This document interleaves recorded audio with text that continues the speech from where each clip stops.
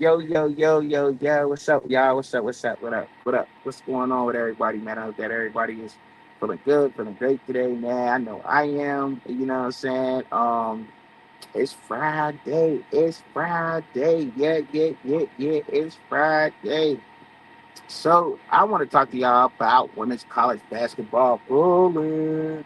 Yeah, dog. I mean, so the women's college basketball is is a sport that to me I like women's college basketball because look, I didn't grow up a big basketball head in the game. I can see things develop and the offense, the schemes, and the defensive schemes that I can't really. It happens so fast in the men's game that I really learned it through the women's game. But now I can follow it with the men's, but I learned it through the women's game. But ever since then, you know what I'm saying? I've just been following it. Besides, I talked to y'all about some rankings, and recently Texas just had beaten South Carolina, and Texas being in the SEC now, them beating South Carolina, that was huge.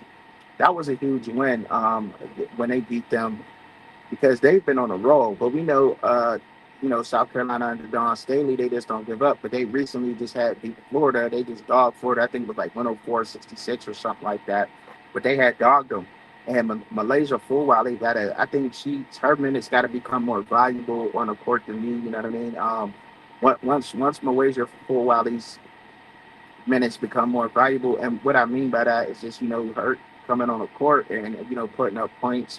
She's already there on the presence is felt defensively when she's on the court. She's always nagging somebody, harassing somebody, all up in their face, stealing the ball. Um, so her defense is there, but, just got to be more consistent on offense. And I think that team, believe it or not, they're gonna need her to show up in critical times, especially throughout this NCAA tournament once it starts. And looking at the teams right now, I mean, Texas is a very strong team. They're tall, they're big, they're physical, um, and really that's what they really mean, And they got nice size at every position, and I think that they're going to be a force to be reckoned with. I think Texas is looking like one of the favorites. I think they may be a heavy favorite to win the tournament, to be honest. I mean, they did beat Don Staley's Gamecock, so that says a lot right there. But not only that, I mean, they've been handling business. Texas has been handling business. And we just recently had seen UCLA, they're the number one seed, and they have played USC just yesterday, under Juju Watkins and all them. So, and Juju Watkins is a beast on the court, flat out. You know what I mean? Very popular. A lot of people know Juju Watkins, who she is, playing for SC, and the way that SC moves the ball, they just have to be. SC just has to be consistent. They are a thing of themselves this year. Like they beating themselves in every game. Looking at that team, and I know when I talked about the rankings, I went and looked at the rankings, and I was going through the rankings real quick, and I was updating on every team.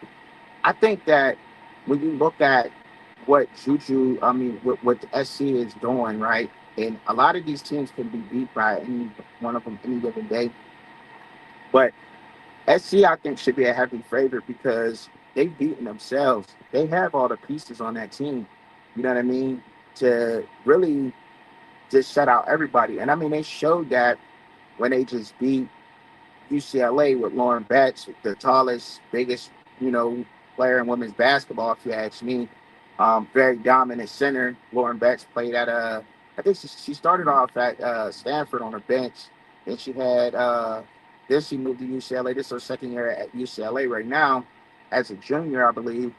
And she's a beast down there. But UCLA got a lot of moving pieces. They got guards that can shoot, and I think when they ran into SC know exactly what to do with that. They got a little bit more physical. They played obviously they played lockdown defense on them. They didn't allow Lauren Best to get going down low, and those guards to get going shooting wise, and they played tough defense, and they came out with a win.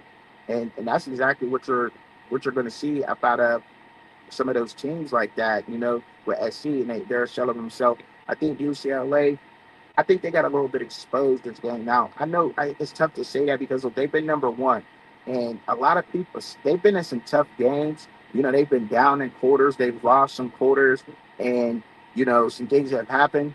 But I think now people are figuring it out. Like, okay, if we're gonna play Lauren Betts, we're gonna play her physical, and we gotta play this team physical, and we gotta limit those guards, right? We gotta limit those guards. Play Lauren Betts physical, and I think you might come out with a dub with UCLA. But Texas is looking very unstoppable. I'm gonna just keep it a buck. And about Don Staley's team, South Carolina, they got a bench. They got a starter. They got a starting five and a bench, and they just beat you by they just tire you out, right? They're just up and down, up and down. You know what I mean? I think you're playing a slow, methodical game with them. You slow the game down a little bit with them. I think that's when you got the best chance for South Carolina because they're so deep that it doesn't matter. You know what I'm saying? Somebody from either off that bench, one of those freshmen, is going to get hot and beat you, right? Um, but obviously, LSU is one of my favorites, right? I like Michaela Williams. Her is for sure free throw shooter. Flau'jae just has to be consistent. Flau'jae's game just has to be consistent day in and day out. Now, however, they do got Kaylin Gilbert. I can't really pronounce her name, but I think it's Gilbert. Forgive me if they call her KG if I'm wrong. But and I should know that. But she's shorter, but she plays with a lot of tenacity, a lot of you know what I mean. She played tough, real tough on the court, and I like that about her. Um, don't give up nothing, and that's where they call her KG. Like you know what I mean. She's not as tall as KG. It's like she's like the total opposite, but the attitude. Obviously, that's her her initials, but I call it. I see why. You know what I mean. You got to use those initials in basketball, like the toughness she plays with, and when she gets going and when she's on the court I think they are a force to be reckoned with, and I think she needs more minutes. But although LSU is so deep too, you know what I mean? They got Miracle Shepherd. I think Miracle Shepherd played at was it Arkansas or Mississippi? I think one of them, right? But and then they got and then you go over to Wolfenbarger, Jersey Wolfenbarger. She's another center that comes in with Anisha Morrow. Anisha Morrow came from DePaul University, and she's a beast. She's right now leading the NCAA women's chat on double double. She's the new double double queen down there. Anisha Morrow is number 24. We all know who Flau'jae is. Uh, Ricardo Ricardo. She's number 30. I think she plays pretty good. And they got China Day Wilson. She came from Miami. China Day Wilson. I like China Day Wilson too. She leads the team. She's a good leader. I just think that it's tough with that team because you don't know who's going to be on it and who's going to be off. And they seem to be a little bit frustrated. I think you know what I'm saying? A Brooklyn Bomber they got on the team, big center. I think she just got to play consistent. She just has to score down low. Like when you're getting those rebounds down there, you got to be able to score. You know what I mean? Like you got to be able to score. You can't get in a tournament and miss free throws or get those rebounds and then can't score an easy. You know what I'm saying? An easy bunny. You got to get those bunnies. Those easy bunnies down low. You got to get those. You're bigger, taller than everybody. Like she got to be able to make those, and I think that team seems a little bit frustrated. But you don't really know who's going to get rolling on that LSU team, and if there's but the most consistent players that's on that team is Flau'jae, Michaela Williams, and of course Anisha Morrow. But I think KG needs to be in that mix somewhere. I think that they got to move KG to the point guard. I think KG should be playing. Kaylin Gilbert should be playing one. She should be playing point guard. Flau'jae at the two, Michaela Williams at the three, and then I think you gotta put Jersey Wolfenbarger in there or Miracle Shepherd. Hey, Miracle Shepherd could play the three or the four, and you could have her and Jersey in there, and split minutes, see who's hot. I got the hot hand with that game, and go ahead and roll that out, and then have Anisha Morrow in there, and then Anisha Morrow kills it. Um, but they're ranked like I think LSU is ranked like they're like number six, number five to seven. I don't know exactly right now. I haven't looked before. You know what I'm saying? I jumped on here to make this quick video from in the truck. But I'm just saying like that's something that they gotta they should be working on, right? You know what I mean? That's just something that she just got Kim Mulkey just got her hands full with those girls down there at LSU. I don't know exactly what she's going to do, but there's a lot of talent on that team, and they just got to click. But I do think that they'll make a deep push in the tournament. I do see Sweet 16 with them for sure this year. I don't because They are, juniors. They got some freshmen out there too, but I do think that they're with it. They are with it. They're on one in this year, Sweet 16 for sure, especially right behind the three shooting that Michaela Williams, which they provide. As long as they get going, KG to pick up the shot, and Dave Wilson too from Miami. So they got nice squad at LSU. I really like it. But the squad that I really like, and I don't know if they can't be a sleeper because I think they're like number two right now, and that's Notre Dame. Like Notre Dame is like they're on fire. They got King from Pittsburgh. And when they went and grabbed King from Pittsburgh, they gave him a presence down low that they was missing when Maddie Bell was hurt.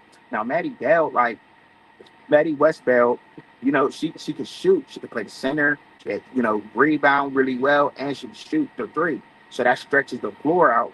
But then when you got King in there, King that defensive presence that she's bringing, like, and it's just crazy. Like, you know, it, she brings an attitude out on our floor. Now we know when Miles is playing, like, Miles, she's gonna make all the right passes and all the right reads, but and then you got Hannah Hidalgo. They're still learning how to play with each other. But Hannah Hidalgo, she's a little shorter, but she's so quick. She's so quick off the ball. She's tough to guard. She can shoot.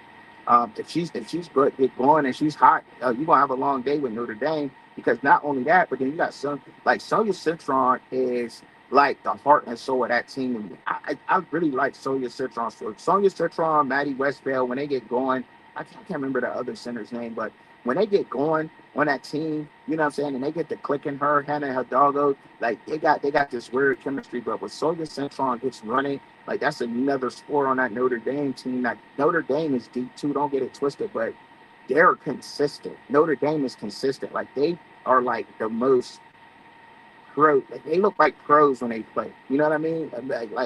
And they have been a shell of themselves this year and lost games and lost some tough games that they shouldn't have lost. I don't think so. I think Notre Dame should be undefeated right now. But I think they're so highly ranked right now by the coaches and by the Associated Press right now because I think that they see the same thing that I see in Notre Dame. Like they're a problem. They're a problem. Like when you match them up against anybody, I think you could say like Notre Dame could be anybody in women's college basketball, hands down.